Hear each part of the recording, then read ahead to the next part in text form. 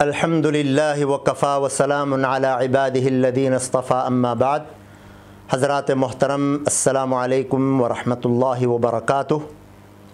پاکستان کا حالیہ بجٹ 2022 پر میں تھوڑی سی گزارشات آپ کے گوش گزار کروں گا۔ اس میں بھی خاص طور پر ویسے تو بہت سارے شقے ہیں، اور جن حالات میں نئی حکومت آئی ہے اور سابقہ عمران صاحب کی حکومت چلی گئی ہے، یہ سب حالات آپ لوگوں کو معلوم ہے، اس پر بات کرنے کی ضرورت نہیں ہے۔ لیکن بات کروں گا بجٹ کے ایک شق پر، جس کے بارے میں حضرت استاذ محترم شیخ الاسلام صدر وفاق المدارس حضرت مولانا تقی عثمانی صاحب نے بات کی ہے۔ اسی پوائنٹ پر میں بھی بات کروں گا۔ وہ یہ ہے کہ حکومت نے جہاں پتہ ہے کہ مہنگائی عروج پر جا رہی ہے، ہر چیز مہنگی ہو رہی ہے، عوام بیچارے زندگی سے تنگ آ چکے ہیں، اب جو چیزیں ان کے دسترس میں ہیں اس میں تو تبدیلی کرنی چاہیے، کمی بیشی کرنی چاہیے، اور جس میں نہیں ہے اس کا اللہ حافظ ہے۔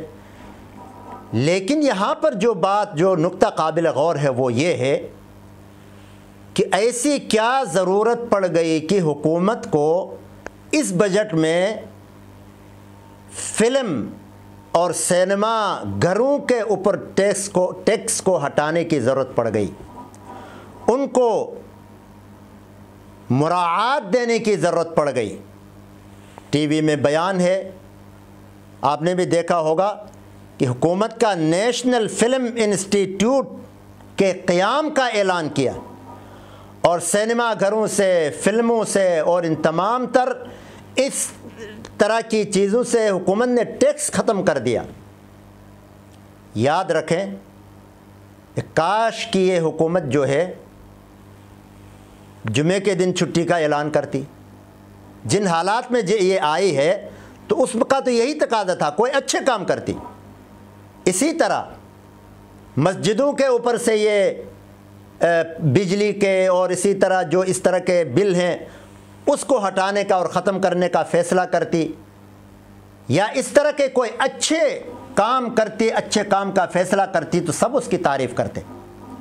لیکن افسوس کی ہماری نئی جنریشن پہلے سے ہی میڈیا کی آزادی کے فتنے میں مبتلا ہے۔ ہر موبائل کے اندر فلمیں اور دوسری طرح کی گندگی بھری ہوئی ہے نوجوانوں کے موبائلوں میں عام طور پر۔ اس کے باوجود ان کو اتنی مراعات دینے کی کیا ضرورت ہے؟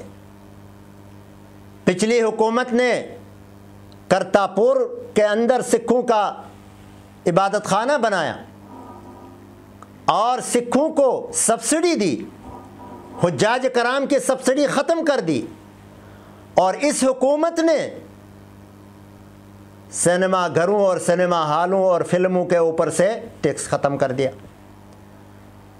سمجھ نہیں آتی ہے کہ ان کے درمیان مابہ الاشتراک کیا ہے؟ کیا بے دینی ہے؟ دین سے دوری ہے؟ واللہ عالم، سمجھ نہیں آتا۔ بہرحال غریب عوام کی جو ضروری چیزیں ہیں، ضروری خورد و نوش کی اشیاء ہیں، ان کے اندر سے ٹیکس ختم کیا جاتا، اس کے اندر کوئی نرمی کی جاتی، پیٹرول کے اوپر سے پیٹرول کی مہنگائی ختم کر کے اس میں کوئی نرمی کر دی جاتی جس سے عوام کا بھلا ہوتا۔ اب اس طبقے سے، فلم والوں سے، اداکاروں سے، یا فلمی بنانے والوں سے، فلم ہالوں سے اگر آپ ٹیکس ختم کرتے ہیں تو اس کا فائدہ تو مخصوص طبقے کو پہنچتا ہے، جبکہ اس کے مقابلے میں ابھی سود کے بارے میں جو فیصلہ ہوا اس پر تو عمل درآمد کا کوئی اعلان ہی نہیں ہوا۔ ہونا یہ چاہیے تھا کہ جو پٹیشن دائر کی گئی ہے سود کے حوالے سے اس پر عملی کام ہوتا اور اعلان ہوتا ہے کہ بھائی سود ہم نے ختم کر دیا یا ختم کر رہے۔ مفتی تقی عثمانی صاحب نے یہی فرمایا کہ اس بارے میں تو کوئی بات ہی نہیں کی، سودی نظام کے خلاف کوئی قدم نہیں اٹھایا گیا، وہ جوں کا توں پڑا ہے، اور اس طرح کی غیر ضروری چیزوں کو شامل کر کے اس سے ٹیکس ختم کیا گیا۔ اور یاد رکھیں کہ حکومتیں اللہ کی امانت ہیں، کل اللہ آپ سے پوچھے گا اتنی بڑی عوام کا زمام آپ کے ہاتھ میں، لگام آپ کے ہاتھ میں ہے، اور یہ اللہ نے ایک موقع دیا تمہیں سدھرنے کا۔ لوگ علماء کے بارے میں کہتے ہیں کہ فلاں وزیر بنا، 2-4 وزارتیں سے کیا ہوتی ہے بھائی؟ کبھی آپ علماء کو حکومت دے کر دیکھیں اور پھر اگر کام نہ کریں تو پھر آپ گریبان پکڑیں۔ آج تک علماء کی حکومت نہیں آئی پاکستان میں، پھر بھی جا کے معترضین کا منہ ہمیشہ علماء کے خلاف کھلتا ہے کہ مولوی نے یہ کیا، مولوی نے یہ کیا، مولوی نے یہ کیا، مولوی نے یہ کیا۔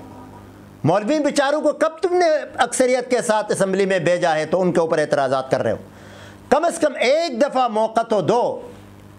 میں اس موقع پر سلام عقیدت پیش کروں گا مفتی عبدالشکور صاحب کو۔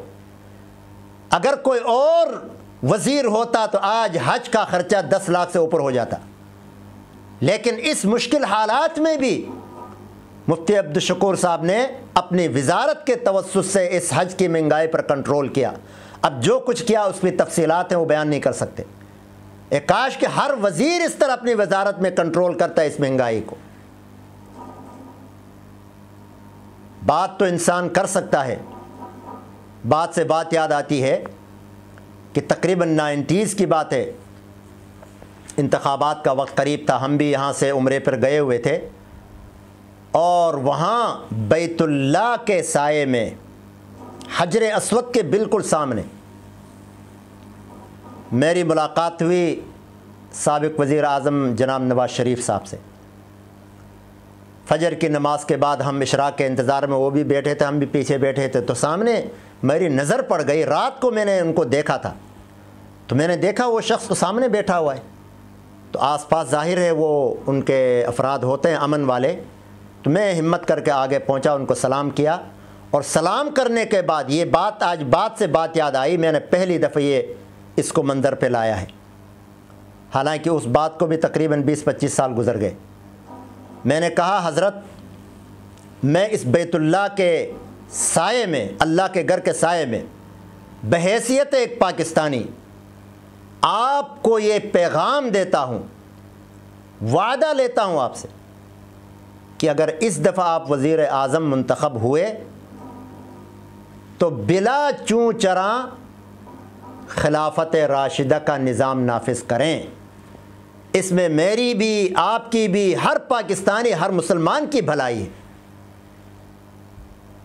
بہرحال میں نے اپنا حق ادا کر دیا، پیغام دے دیا، اور اس کے بعد انتخابات ہوئے، وزیر اعظم نواز شریف صاحب ہی وزیر اعظم بنے۔ تو بہرحال اس کے بعد انہوں نے جو کچھ کیا سب کے سامنے ہے۔ تو ہم اللہ تعالیٰ سے دعا ہی کر سکتے ہیں اپنے حکمرانوں کے لیے کہ اللہ تعالیٰ ان کو سیدھے راستے پر چلائے، ان سے وہ کام لے جو وقت کی ضرورت ہے، کیونکہ یہ بہت بڑی ذمہ داری ہے۔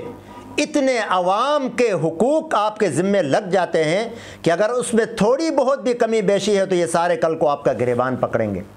تو اس لیے جس کو بھی ذمہ داری ملتی ہے اس کی ذمہ داری ہے کہ وہ غریب عوام کی سوچے، ان کے حقوق کا سوچے، کیونکہ آپ ان کے حقوق کے محافظ ہیں۔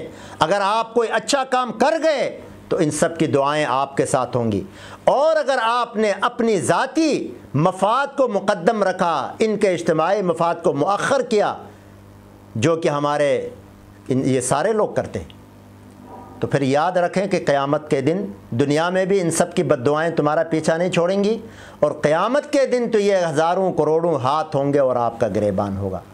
اللہ تبارک و تعالیٰ سے ہم دعا کرتے ہیں اللہ تعالیٰ آپ سے صحیح کام لے، جس میں دین کی، اسلام کی اور غریب عوام کی مصلحت ہو، پاکستان کی مصلحت ہو، اور اللہ تبارک و تعالیٰ آپ کے لیے ان سب کی دعائیں، خالص دعائیں آپ کے حق میں کر دیں، اللہ آپ سے وہ کام لے۔ اور اگر خدا نخواستہ آپ اپنی خواہشات کے رو میں بہہ گئے تو پھر ان سب کی بد دعائیں بھی تمہارا پیچھا نہیں چھوڑیں گی۔ اس لیے فی الحال ہم دعا ہی کر سکتے ہیں اور کر رہے ہیں۔ اللہ تبارک و تعالیٰ ان غریب، لاچار اور مجبور عوام کے لیے اللہ تعالیٰ کوئی سہارا، اپنا ایسا کوئی بندہ بھیج دے جو اللہ کی زمین پر اللہ کے نظام کو عادلانہ طور پر نافذ کرے، تاکہ ہر ایک کو اس کا حق پہنچے۔ وآخر دعوانا ان الحمد للہ رب